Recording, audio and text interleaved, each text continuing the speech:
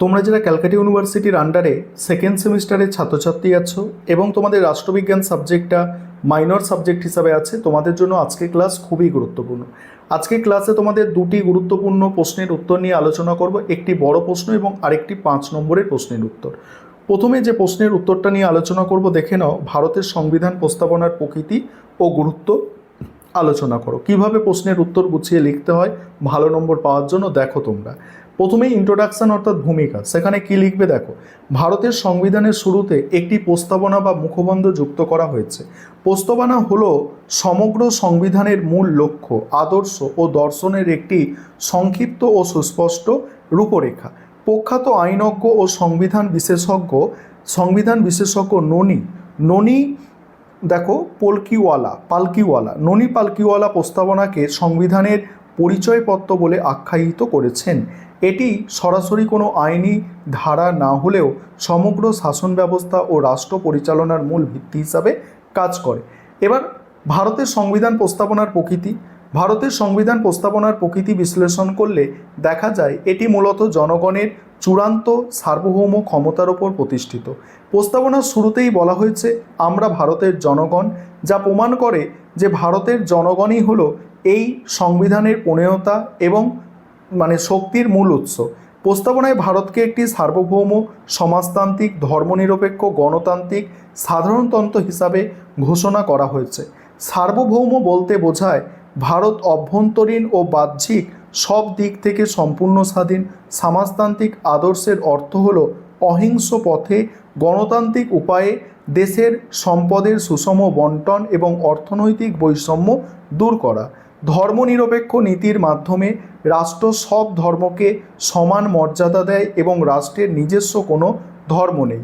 গণতান্ত্রিক ও সাধারণতন্ত্র বলতে বোঝায় জনপ্রতিনিধিদের দ্বারা পরিচালিত শাসন ব্যবস্থা, যেখানে রাষ্ট্রের প্রধান কোনো বংশানুক্রমিক শাসক নন, বরং জনগণের দ্বারা নির্বাচিত একজন রাষ্ট্রপতি। মূলত সংবিধানে সমাজতান্ত্রিক ও ধর্মনিরপেক্ষ শব্দ দুটি 1976 সালে 42তম সংবিধান সংশোধনের মাধ্যমে যুক্ত করে প্রস্তাবনার প্রকৃতিকে আরও যুগোপযোগী করা হয়েছে। আইনগত দিক থেকে বিচার করলে প্রস্তাবনার একটি বিশেষ প্রকৃতি হলো এটি আদালতের দ্বারা বলবৎযোগ্য নয়, অর্থাৎ এর কোনো আদর্শ লঙ্ঘিত হলে সরাসরি আদালতে মামলা করা যায় না। তবে কেশবানন্দ ভারতী মামলায় সুপ্রিম কোর্ট রায় দেয় যে প্রস্তাবনা হলো সংবিধানের একটি অবিচ্ছেদ্য অংশ। এইভাবে গুছিয়ে উত্তর লিখতে হবে ভালো নম্বর পাওয়ার জন্য। তারপরে ভারতের সংবিধান প্রস্তাবনার গুরুত্ব, এখানে প্রথমেই কি আছে দেখো। প্রথম পয়েন্ট হচ্ছে সংবিধানের দর্শন ও আদর্শের প্রতিফলন। প্রস্তাবনা হলো ভারতীয় সংবিধানের প্রাণভোমরা।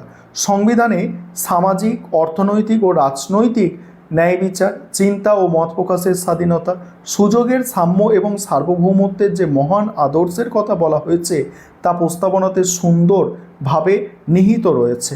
আর এর মাধ্যমে স্বাধীন ভারতের লক্ষ্যের একটি সুস্পষ্ট চিত্র ফুটে ওঠে, যা রাষ্ট্র পরিচালনার ক্ষেত্রে পথপ্রদর্শক হিসাবে কাজ করে।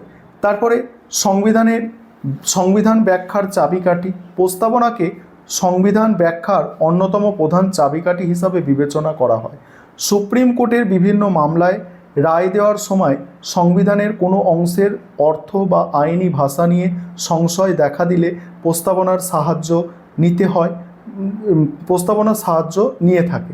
সংবিধানের কোনো ধারার অস্পষ্টতা দূর করতে প্রস্তাবনার আলোকবর্তিকা হিসাবে কাজ করে। তারপর হচ্ছে নৈতিক ও রাজনৈতিক মূল্যবোধের উৎস।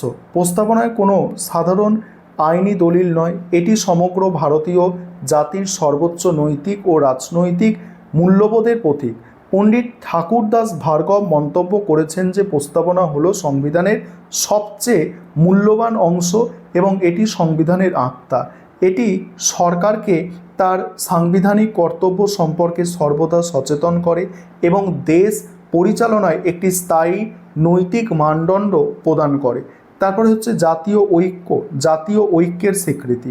প্রস্তাবনায় ব্যক্তির মর্যাদা ও জাতীয় ঐক্য সংহতি রক্ষার কথা স্পষ্টভাবে বলা হয়েছে। ধর্ম নিরপেক্ষতা এবং গণতান্ত্রিক আদর্শের মাধ্যমে এটি ভারতের মতো একটি বহুত্ববাদী ও বৈচিত্র্যময় দেশে বিভিন্ন ধর্ম, ভাষা ও সম্প্রদায়ের মানুষের মধ্যে মেলবন্ধন তৈরি করে জাতীয় সংহতি বজায় রাখতে গুরুত্বপূর্ণ ভূমিকা পালন করে। এবার উপসংহারটা তোমরা দেখে নাও, উপসংহারটা আর পড়ছি না। পরের প্রশ্ন, গণপরিষদের গঠন সম্পর্কে আলোচনা করো বা গণপরিষদের গঠন সম্পর্কে লেখো। এটা 5 নম্বরে আসতে পারে। এই প্রশ্নের উত্তরটা নিয়ে আলোচনা করব। তার আগে একটা বিষয় বলার আছে, তোমাদের জন্য অনলাইন কোচিং ক্লাস চলছে। তোমরা যদি কেউ পেড ব্যাচে অ্যাডমিশন নিতে ইচ্ছুক থাকো বা আমাদের থেকে স্টাডি মেটেরিয়াল অর্থাৎ পিডিএফ নোটস কিনতে চাও, তাহলে তোমরা স্ক্রিনে দেওয়া নম্বরে যোগাযোগ করতে পারো। দেখো, গণপরিষদের গঠন বুঝে নাও তোমরা। 1946 সালে ক্যাবিনেট মিশন পরিকল্পিতভাবে প্রস্তাবনা অনুযায়ী ভারতের সংবিধান রচনার উদ্দেশ্যে গণপরিষদ গঠিত হয়। এই পরিষদের সদস্যরা সার্বিক প্রাপ্তবয়স্কের ভোটাধিকারের ভিত্তিতে সাধারণ মানুষের দ্বারা প্রত্যক্ষভাবে নির্বাচিত হননি, বরং প্রাদেশিক আইনসভাগুলির সদস্যদের দ্বারা একক হস্তান্তরযোগ্য সমানুপাতিক ভোটাধিকারের ভিত্তিতে পরোক্ষভাবে নির্বাচিত হয়েছিলেন। ক্যাবিনেট মিশনের প্রস্তাব অনুসারে প্রথমে গণপরিষদের মোট সদস্য সংখ্যা স্থির হয়েছিল 389।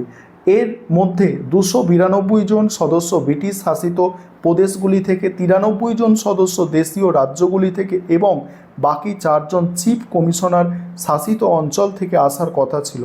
তবে 1947 সালে ভারত বিভাজনের পর মুসলিম লীগের সদস্যরা গণপরিষদ থেকে পদত্যাগ করলে এর মোট সদস্য সংখ্যা কমে দাঁড়ায় 299 জন। দেশীয় রাজ্যগুলির প্রতিনিধিরা সরাসরি নির্বাচিত না হয়ে স্থানীয় শাসকদের দ্বারা মনোনীত হয়েছিলেন।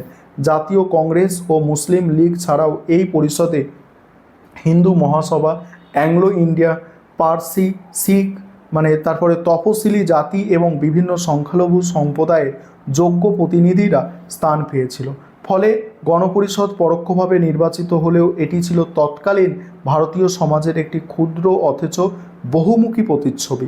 বিশিষ্ট ব্যক্তিবর্গের এই সম্মিলিত প্রচেষ্টাতেই স্বাধীন ভারতের গণতান্ত্রিক শাসন ব্যবস্থার মূল ভিত্তি বা সংবিধান রূপ লাভ করেছিল। এই ছিল তোমাদের আজকে গুরুত্বপূর্ণ 2টি প্রশ্নের উত্তর।